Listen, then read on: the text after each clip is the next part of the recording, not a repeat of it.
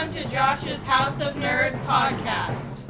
Welcome to Josh's House of Nerd. I'm Josh. Sit down and grab a cold evergreen goblet of blue milk and make yourself comfortable here at my House of Nerd. Today on the review, we are going to talk about M. Night Shyamalan's Knock at the Cabin, which is a psychological thriller starring Dave Bautista, Jonathan Groff, Ben Aldridge, Abby Quinn, Nikki Amuleika-Bird, and Rupert Grint. That's right. That Rupert Grint from Harry Potter. All right. And it's a story of 7-year-old Wynn that is vacationing with her two dads at an Airbnb in the middle of nowhere, in the middle of the forest, far away from everybody, right?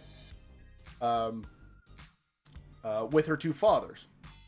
And they're having fun, having a blast. And then all of a sudden, when Wynn is out catching grasshoppers, out in the field, having fun, putting them in jars and all that stuff, 4 people show up and suddenly take them hostage. They're told by the leader of these 4 people, who is played by Dave Bautista, his name's Leonard, that they were sent to the cabin, the 4 people were sent to the cabin because of a shared vision that they received of this cabin and of somebody that will be in that cabin that needs to make a decision. And if they don't make this particular decision, then it will be the end of the world. And what is this decision? Well, the family at that cabin has to make the choice of picking one of their family members and killing them. Right. So if they don't kill one of their family, pick one of their family members and kill them, the end of the world will occur.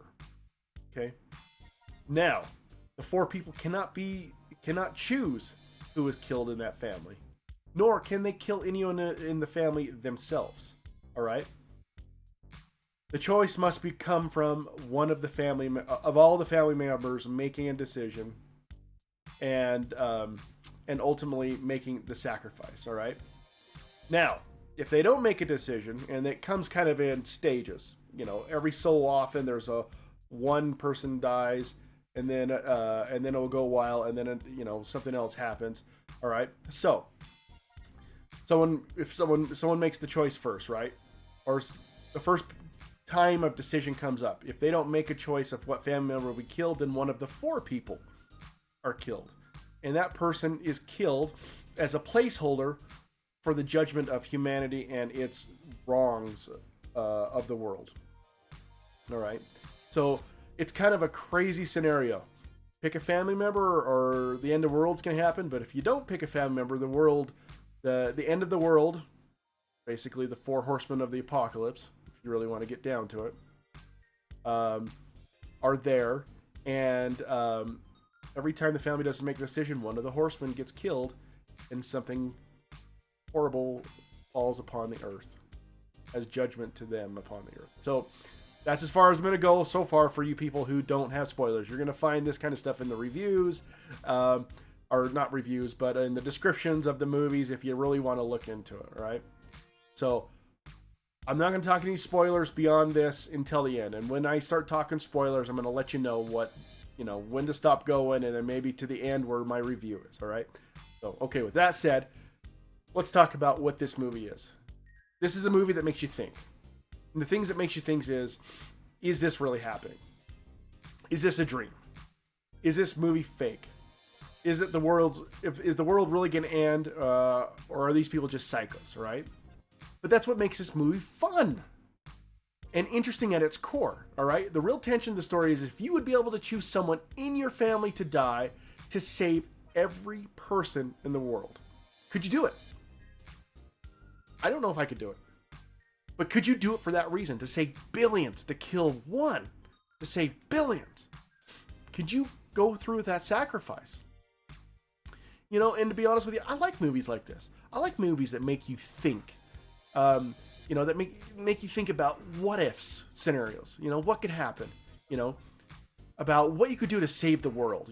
What is your sacrifice to save the world? And what could you do? Right?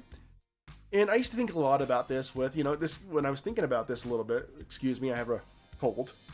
I used to think about this a lot when I was watching the show Breaking Bad. Now, if you've seen the first season, I'm going to ruin a couple of things if you haven't seen Breaking Bad season 1, okay? And But the part where Walt gets taken prisoner, him and Jesse get taken prisoner to go and make meth out in the desert, and then they cook up some red phosphorus and they throw it into the eyes of their captors, right? Well, it kills one of them, but it doesn't quite kill the other. And then they take that person back to Jesse's house and lock him in the basement. And they come down to the decision of, do we kill this guy because he knows who we are, and he'll turn us in if we don't kill him? Or do we let him go and let him turn us in? And I've always wondered what I would do in that situation. Now, if you watch the show, you know what Walt does. Walt kills him. All right? Spoilers. All right? Walt kills him. And I always thought to myself, if it was between me and everything else, what would I do? What kind of a person am I? Would I kill that person? Oh, it's really gross, actually. It's the way I think about it. I couldn't kill a person just to save my bacon. I would be arrested and stuff like that. But that's the point of this show, is to make you, or this movie, is to make you think about things like that, right? So that's where we go. That's where this movie is kind of, is kind of awesome and kind of makes you think. There's the tension in that of, what's really happening? Can you make the choice? And then watching these people die, watching the world die, or are you?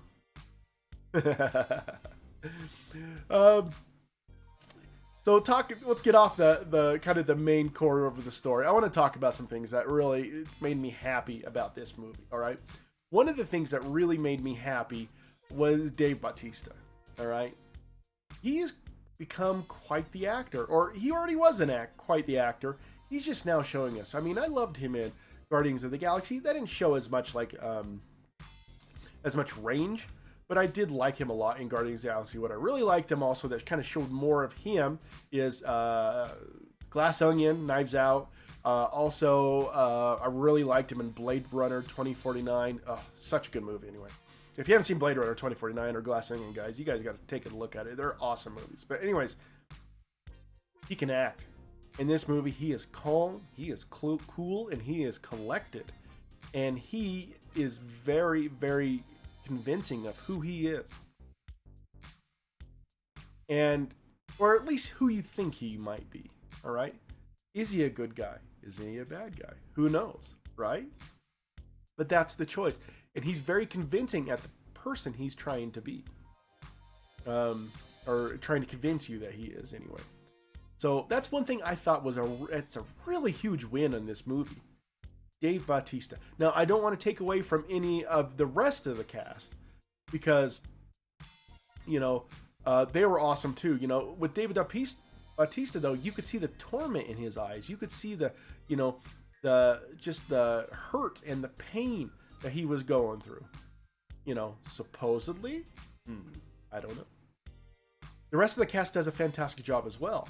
Rupert Grint, though not on camera very often, is extremely good at playing the part that he plays. He's very rough and he's gruff, and he has a shady past that you find out. And that's kind of what gives him like his attitude and his strength, but also what kind of, in some ways, shows what he'll go to maybe redeem himself in some ways, and to help the end of the world, so that's a really, really interesting point. The other two women are fantastic as well. They play amazing parts. They're very convincing of who they are, what they want you to think they are, or who they might be for real. You never know. I know I'm making that vague, but it's true about this movie. Right? And so they play excellent parts of this group in taking care of the family and helping to help them make the choice of what they need to do. Another thing that I want to point out is this is directed by M. Night Shyamalan. All right? I really, really like M. Night Shyamalan. Now, M. Night Shyamalan has the highest highs and the lowest lows, in my opinion. Last Airbender. All right. But he has also produced one of my favorite movies. I love Unbreakable. I love Split. I love The Sixth Sense. There's quite a few movies that I just adore that he made. I like a movie that he didn't direct, but he wrote, Devil. That's a great movie if you guys haven't seen it. It's not as well known that he was involved with that, but it's a fantastic movie. But I really like his directing here, guys. He does a really good job. I think he's a really good job. The Visit is another one with the grandparents. I really like that movie too. I would compare this movie in the way that it's kind of just kind of the way it makes you feel throughout the movie and the end. I would compare this movie very similar to The Visit. All right, because I really like The Visit in so many ways. I think it was a very compelling idea. It's definitely not it's not even close to the movie The Happening or anything like that. So I think in this movie, there are so many places that Shyamalan just shines. There's tension, there's beauty, there's hurt, there's pain, there's scary moments. It is just awesome in so many ways. And now there's actually a lot of things I really don't like about this movie too. And we're going to talk about that more in the spoiler section, okay? Again, I don't want to ruin it. But I think Shyamalan did so many good things in this movie. And I think that he should be, commended for that. Now the things I'm not talking about right here in the non-spoiler part take away from it maybe a little bit in my mind, but the overall movie is very well done. The cinematography in this movie is also very well done. The forest and surroundings, the cabin, they're just very visceral. They're very it makes you really want to feel like you're there. When the family is kind of having fun, they go jump in the lake, they're out playing in the forest. Just very well shot, very well done. Even a lot of this movie takes place in the interior. All right. And the neat thing about that was with a lot of good lighting, a lot of good, atmosphere. He makes the movie feel lighter in places. He makes it feel very dark and claustrophobic in other places. Makes it feel very tense in other places. And all this is done with really good lighting and really good camera work. So, M. Night Shyamalan really shines, in my opinion, on bringing this movie to us. Again, there is some things that I didn't like about this movie, without a doubt. All right, without a doubt. And we'll get to that here in a minute. So, and that minute's here. So if you guys don't want to hear about the ending, I'm going to mark in the video where I give my rating so that you can fast forward to that point. So, all right. So please cut off now if you're not wanting to hear any more spoilers about the ending. Thank you. And if you're still here, here's what I would say about the end. And here's the goods and here's the bads, all right? I was a little disappointed in the end. And if you guys have seen it, the end's pretty straightforward, okay? I want to make it clear again, M. Night Shyamalan is one of my favorite directors. I think he is so good when he's good. And this movie definitely has a really good ending as the group of 4 all get killed, or in the case of Dave Bautista, he kills himself, which was a really well done scene. Matter of fact, every one of the parts where the group of 4 kill themselves, I think it was really done really well and very intense and very kind of scary in some ways. Scary, tense. I don't get scared, but tense. Okay, made you kind of like be on the edge of your seat, and I like that. All right. And then the part also that was really well done is the scene where the fathers finally pick on who's going to die.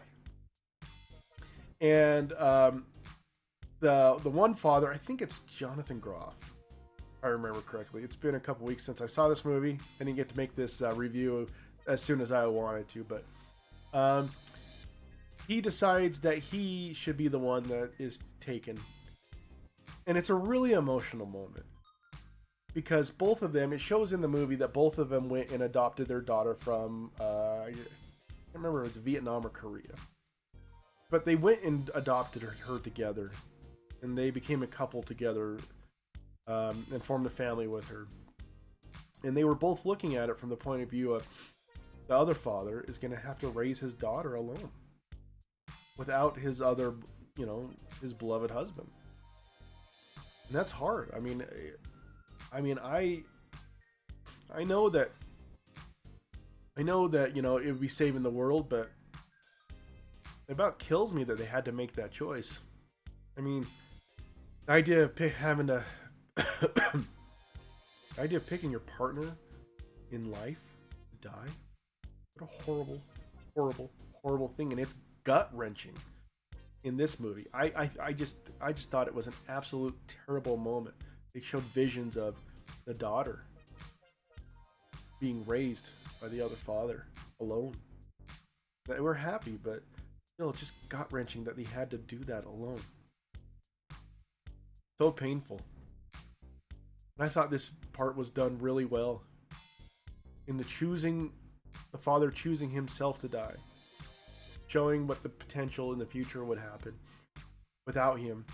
And then the other father going through the emotions of not being able to live without his partner. And then I think one of the worst parts, I didn't write this in my notes here in my script, but there's a scene where he's got to go to his daughter, tell his daughter, who he went and told to hide in a clubhouse. He had to tell his daughter that her dad dead. He was gone. I've thought about that in my own life, of having to maybe tell my kids that, my wife had passed or something like that. It's an awful experience, and I just can't fathom having to tell something like that to my kids. And the thought crossed my mind also of, I've got to live with that. I've got to live with the idea that I killed my partner. Yes, it was for the saving the world, but at that moment, he doesn't know exactly 100% if it really saved the world. He made a decision. He thought he was making the right decision. He actually didn't 100% know. Now, there's things going on that kind of point to that he made the right decision, but did he? He didn't know, and he just killed his partner. Didn't know what the repercussions would be in the future of that. He was just hoping it would save the world, and he had to tell his daughter that. Explain that to his daughter. Horrible. Gut-wrenching. So the one thing that... So you go through this emotional ride, okay? And again, you don't know what's going on. You don't know if it's real, it's not. And here's the thing kind of took me out of the movie a little bit, because it is M. Night Shyamalan. Waiting for that twist, right? You're waiting for that twist. And you know what the twist is? The twist is it's not really a twist. It's real. It was really happening. It was not a fake. And I gotta be honest with you, it kind of took me out of it a little bit. Of like, you come to expect movies from M. Night Shyamalan. And I think this sucks, by the way. I think this sucks that M. Night Shyamalan is kind of pigeonholed in this way. But he kind of did to himself, right? So when he does movies that don't have twists, it comes off a little weird. And I was expecting some kind of a twist, but the twist was that there really wasn't a twist. It was like just really happening. You know, it kind of makes me remember Old, when I watched Old, that the twist wasn't really that big of a twist. I mean, I kind of anticipated it. And I was guessing throughout this whole movie that there was a good chance that it was real. And I was actually pretty convinced throughout the movie that it was real. I was a little unsure. That I was thinking there might be a twist to it, but that was the twist, is that it really was happening. It was all real. And it took me out of it a little bit, which sucks because there's so many good things about this movie and so many fantastic things that it made me feel just a little hollow inside, thinking that there was going to be a twist, and then there wasn't. And I'm okay with that. You know, I've come to the decision that I'm okay with it. Matter of fact, you know, it's okay for M. Night Shyamalan to have a pretty straightforward ending, and I've come to that conclusion that that's all right, because the rest of the movie was pretty good. I really enjoyed it. All right, and I'm not saying that it's a bad ending, guys. This is not a bad ending. It was just that it took a little bit of the enjoyment out of it because I was waiting for that twist that kind of didn't come. Right, and that's okay. So let's get to my rating. All right. So hopefully everybody's come back from missing the end of the end of the movie. And when you watch the movie, come back and discuss it with us, like what what I was talking about. So let's talk about what I rated this movie. Again, there was so much good out of this movie. I really liked it. Again, I'm a big fan of Shyamalan when he's hitting on all cylinders. And I think in this movie, he was pretty close to hitting on all cylinders, And, yeah. So my rating on this, from 1 to 10, like I do with our podcasts, is, well, I rate it on 1 to 10, and then I tell you if I would buy this movie. I only buy movies if I think that they're rewatchable. I won't buy a movie that is just good and that I know I won't rewatch. So in my reviews, I always say if I'm going to rewatch it, okay? So I think I would rate this movie a solid 7. All right? And would I buy this movie? Yeah, I think I would. It's enticing enough to me that I want to watch it again. Matter of fact, I should have watched it again for this review, but I didn't. Didn't have time to go see it again. But I do want to see it again. I want to see how, now that I kind of have seen everything, I want to see if there's more insights of what's going on. It really does make me want to watch it again, and that's always a good sign of a good movie. I hate it that this is kind of like Glass, because I really liked Glass too. The end pissed me off in Glass. The end of this one did not piss me off. Just left me slightly a little just unfortunate. I have heard that it is different than the book, and this is based on the book. I think it's called like The Cabin at the End of the Universe, or End of the World. That's what it is, Cabin at the End of the World. The ending is different from the book. I think the ending of this movie kind of is redeeming, because the book does have a twist, right? The end of the book doesn't end well, and I think a lot of people were upset that because it wasn't like the book, that the twist was there was really no twist that was really happening, unlike the book.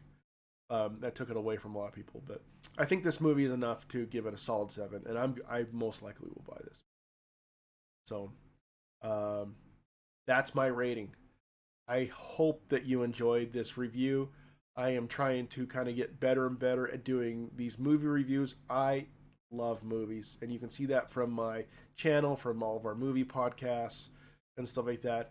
Please please subscribe to my channel as I try to build it, and so that I can do this more and more for you guys. I do it for myself, but I also do it for you guys, and I hope that you guys do enjoy it. If there's anything that you think that you would like to see me do or review or talk about, please let me know. I would absolutely love to do that. So my question to you is, before I go, do you agree with me on anything I said? If not, please tell me why. Tell me the things that you liked or disliked about this movie in the comments, okay? And if you disagree, that's okay. I love disagreement. If you watch our podcast, disagreement is good, as long as you can remain friends doing it. We should be able to talk about things, whether we don't agree or not. We agree or not. Please tell me what you like or didn't about this movie and what I said. I'd love to hear it. And as always, may you be excellent to each other out there and live long and prosper. From all of us here at Josh's House of Nerd, you have a wonderful night. Thank you for watching. Thanks for watching. For more nerdy awesomeness, please like and subscribe and check